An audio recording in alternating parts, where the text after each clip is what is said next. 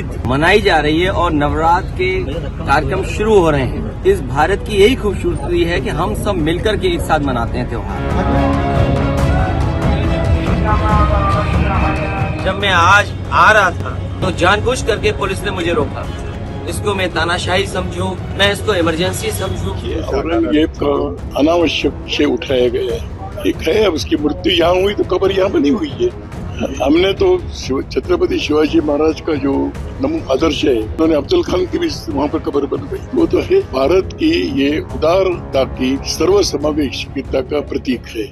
आओ कि आज गौर करें इस सवाल पर, देखे थे हमने जो वो हंसी ख्वाब क्या हुए।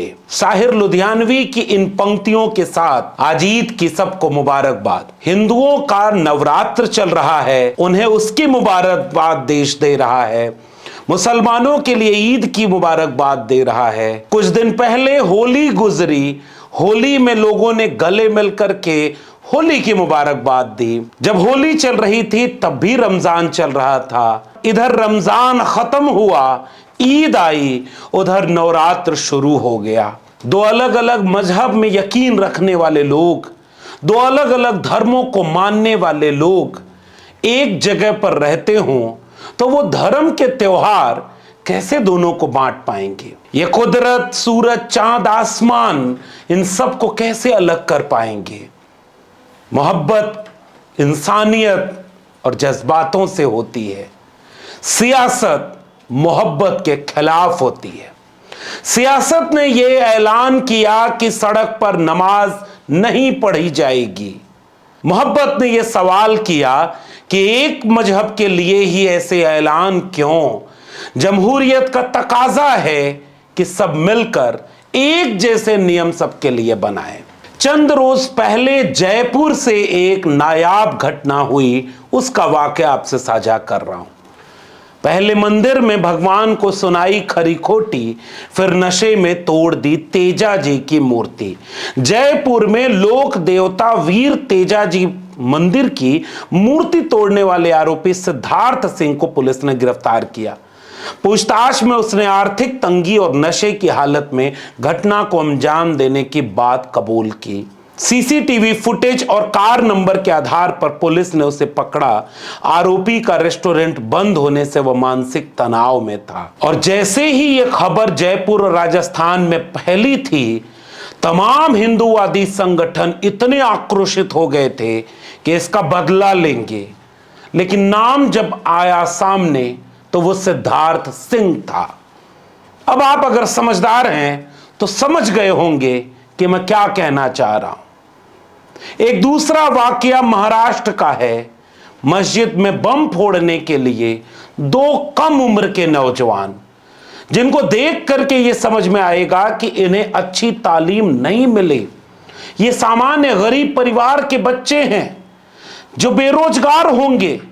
उन्हें मजहब के नाम पर इतना उकसाया गया, वो मस्जिद में बम फोड़ने के पहले एक रील्स बना रहे और रील में नशा करने के बाद वो बम फोड़ रहे हैं।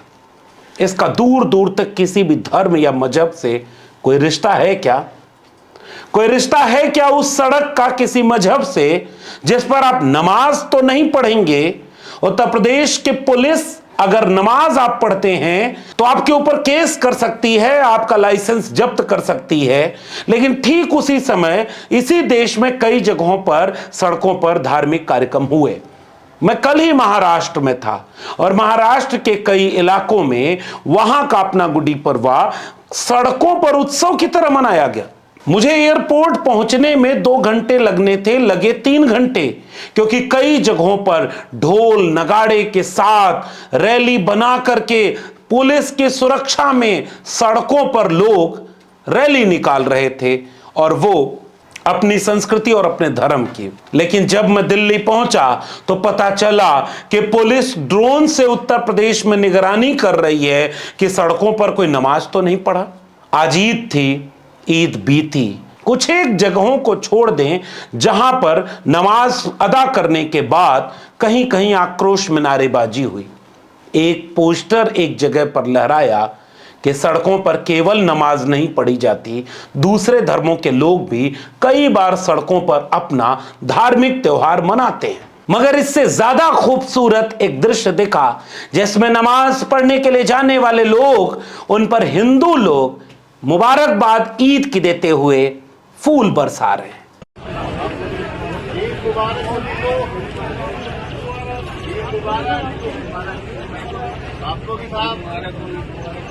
बशीर बद्र का वो शेर इस तस्वीर के साथ कि 7 संदूकों में भरकर दफन कर दो नफरतें, आज इंसान को मोहब्बत की जरूरत है बहुत। और इसी बात को राहत इंदौरी ने अपने अंदाज में कहा था, आप हिंदू, मैं मुसलमान, ये ईसाई, वो सिख, यार छोड़ो ये सियासत है, चलो इश्क करें। इश्क ही, मोहब्बत ही इंसानियत को बचाएगी। मगर उन सियासतदानों को कैसे ये बात समझाई जाए कि वो नमाज को कभी होली से लड़ा देते हैं, कभी ईद को, रमजान को नवरात्र के सामने चुनौती बनाकर खड़ा कर देते हैं। इस नफरत से इंसानियत का रिश्ता महदूद नहीं होगा। सवाल इस बात का किया जाना चाहिए कि उत्तर प्रदेश के सियासत में इसी बात के लिए अखिलेश यादव, जो विपक्षी दल के बड़े नेता हैं, देश की तीसरी सबसे बड़ी पार्टी के मुखिया हैं, अगर वो लखनऊ के ईदगाह के मैदान में हर साल, हर बार ईद के मौके पर जाते रहे, आज उत्तर प्रदेश की पुलिस ने उन्हें वहां जाने से रोका, वहां पुलिस की बैरिकेडिंग लगा दी। अखिलेश यादव ने बयान देते हुए कहा कि जब पुलिस ने हमें रोका तो हमने पूछा कि किस बात के लिए रोका जा रहा है। पुलिस कुछ साफ जवाब नहीं दे पाई। अखिलेश यादव अपनी बात कहते हुए कह रहे हैं कि ये मौका तो नहीं है, मगर मैं ये कहना चाहता हूं कि इसे क्या तानाशाही समझूं, इसे क्या समझूं, ये सवाल अखिलेश यादव का। जब मैं आज आ रहा था तो जानबूझ करके पुलिस ने मुझे रोका।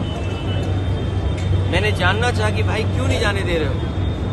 पूरी बैरिकेडिंग लगा करके मुझे आधे घंटे जब बात की तब जाने दिया, बड़ी मुश्किल से, और एक गाड़ी जाने दी। और जब जानना चाहा मैंने कि आखिरकार क्यों ऐसा किया जा रहा है, तो किसी अधिकारी के पास जवाब नहीं था। आखिरकार इसको मैं क्या मानूं, क्या समझूं?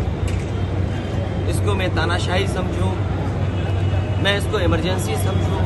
अखिलेश यादव जिस बात को कह रहे थे, उसके बाद उन्होंने उस ईदगाह के मैदान से एक पैगाम दिया। उनके बगल में कांग्रेस के प्रदेश अध्यक्ष अजय राय दिखेंगे, उनके बगल में मुसलमानों के बड़े चेहरे दिखेंगे, और ईदगाह का मैदान जहां से मोहब्बत का पैगाम अखिलेश यादव ने दिया कि चंद रोज पहले हम होली में गले मिले थे, आज ईद में गले मिल रहे हैं, कल फिर किसी धार्मिक त्योहार आएगा तो हम गले मिलेंगे। सुनिए अखिलेश यादव का पैगाम। ईद का त्योहार हम सब खुशी से मनाते हैं, एक दूसरे से गले मिल करके, सेवइयां खा करके, और उम्मीद करते हैं कि जिस तरीके से हम सब गले मिलकर के एक दूसरे का सम्मान करते हैं, एक दूसरे से कैसे हमारे बीच मोहब्बत बढ़े, प्यार बढ़े, लगाव बढ़े, और यही हमारे देश की खूबसूरती है कि जहाँ पर अलग अलग धर्म के, अलग अलग रास्ते पे चलने वाले लोग सब हम एक साथ मिलकर के रहते हैं। दुनिया में भारत जैसा अच्छा देश, हिंदुस्तान जैसा खूबसूरत देश कहीं नहीं है। उदय प्रताप सिंह, जिन्हें मुलायम सिंह यादव जी अपना गुरु कहते थे, और अखिलेश यादव जिसको अपने पिता के गुरु की तरह सम्मान देते हैं, उनकी एक कविता आज के वक्त में होली, ईद, रमजान और नवरात्र के मेल की वजह से सामने आपके रखना चाहता हूं। न मेरा है न तेरा है, ये हिंदुस्तान सबका है, नहीं समझी गई ये बात तो नुकसान सबका है। जो इसमें मिल गई नदियां वो दिखलाई नहीं देती, महासागर बनाने में मगर एहसान सबका है। हकीकत आदमी की और झटका एक धरती का, जो लावारस पड़ी है धूल में सामान सबका है। उदय झूठी कहानी है सभी राजा और रानी की, जिसे हम वक्त कहते हैं वही सुल्तान सबका है। ईद के मौके पर मुसलमान गले मिलकर के मोहब्बत की सौगात बांट रहे हैं, और इसी वक्त नवरात्र चल रहा है। जो आस्थावान हिंदू हैं वो अपने व्रत और पूजा कर रहे हैं और सियासतदान इन दोनों के बीच मौका ढूंढ रहे हैं कि कैसे दोनों को लड़ाया जाए। नजीर बनारसी लिखते हैं कि नफरत की आग बढ़ने न पाए, बुझा के चल, उठ और प्रेम प्यार की गंगा बहा के चल। फरमान वक्त का है यह हम भारती के नाम, मतभेद सारे अपने दिलों से मिटा के चल। होती है शाम, मस्जिदों मंदिर हैं सामने, एक एक दीप दोनों में पहले जला के चल। भैया जी जोशी ने कहा कि भाई औरंगजेब की कब्र पर क्यों बवाल करते हो। उनको जरा सुना जाए वो क्या कह रहे हैं कि ये गैर जरूरी मुद्दा है। और आपको पता है कि शिवाजी ने किसी मुसलमान की कब्र बनवाई थी? सुनिए आरएसएस के नेता भैया जी जोशी को।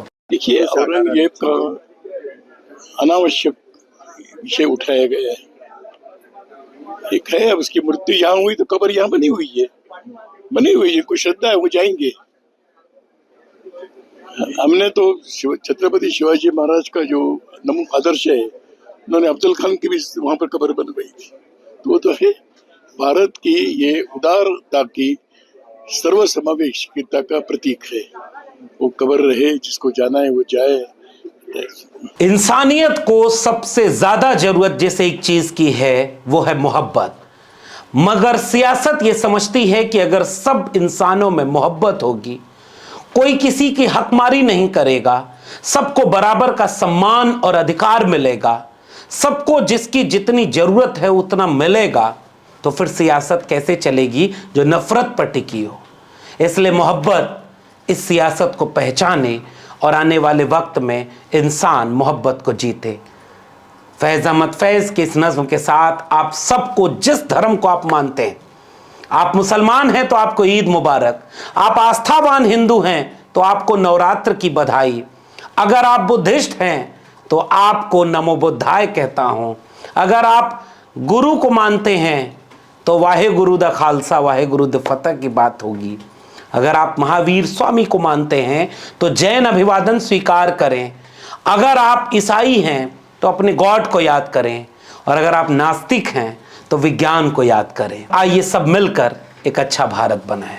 ये दाग दाग उजाला, ये सब गजीदा शहर, वो इंतजार था जिसका, ये वो शहर तो नहीं, ये वो शहर तो नहीं जिसकी आरजू लेकर चले थे यार कि मिल जाएगी कहीं न कहीं। अभी चराग सर ए रह को कुछ खबर ही नहीं, अभी गिरान ये शब में कमी नहीं आई, नजात दीदाओ दिल की घड़ी नहीं आई, चले चलो कि वो मंजिल अभी नहीं आई। मोहब्बत जिंदाबाद, संविधान जिंदाबाद। इस पैगाम को लोगों तक पहुंचाइएगा। फिर मिलेंगे, तब तक के लिए बहुत बहुत धन्यवाद।